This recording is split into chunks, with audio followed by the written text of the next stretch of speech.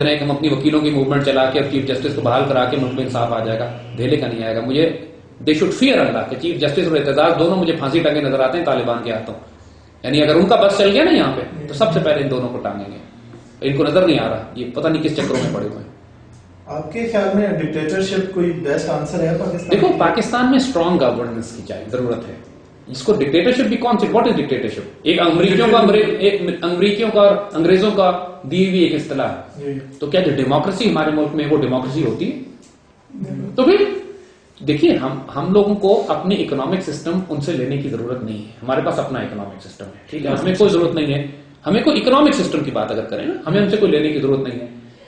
اسی طرح ہمیں اپنا پولیٹیکل سسٹم بھی ان سے لینے کی ضرورت نہیں ہے. ہمارے پاس اپنا پولیٹیکل سسٹم ہے، نہ ہمیں ڈیموکریسی چاہیے نہ ڈکٹیٹرشپ چاہیے. ہمارا اپنا ایک سیپریٹ سسٹم ہے جس کو شورا کا نظام کہتے ہیں، جس کو آپ خلافت کا نام دیجیے یا شورائیت کا نام دیجیے یا سلطان کہیے یا بادشاہ کہیے یا امیر المومنین کہیے، اس سے کوئی فرق نہیں پڑتا. لیکن پروسیس ہمارا جو ہے وہ مسلمانوں کا کنسنسس ڈیولپ کر کے ایک رائے پہ کر کے ہم میں اعلیٰ ترین بہترین انسان ہمارا حکمران ہوتا ہے.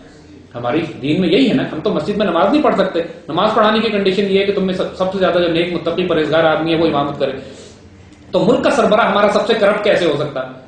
جو ملک میں بدترین کرپٹ ہے اس وقت ہمارا وہ سربراہ ہے. تو یہ تو ریورس ہوگی. ڈیموکریسی کے ذریعے اگر یہ آ رہا ہے then we don't need it.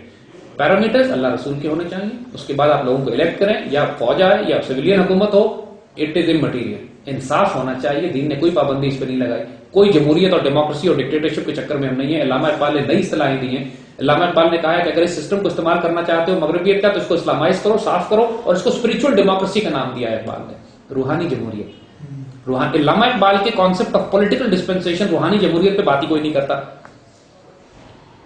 اور اسی طرح ڈکٹیٹرشپ کی جو بات ہے، اقبال یہ بھی کہتے ہیں کہ جب ڈکٹیٹرشپ اگر ہوتی ہے تو وہ بھی ٹھیک ہے، لیکن اس شرط پہ کہ وہ بھی اسپرچل ہو.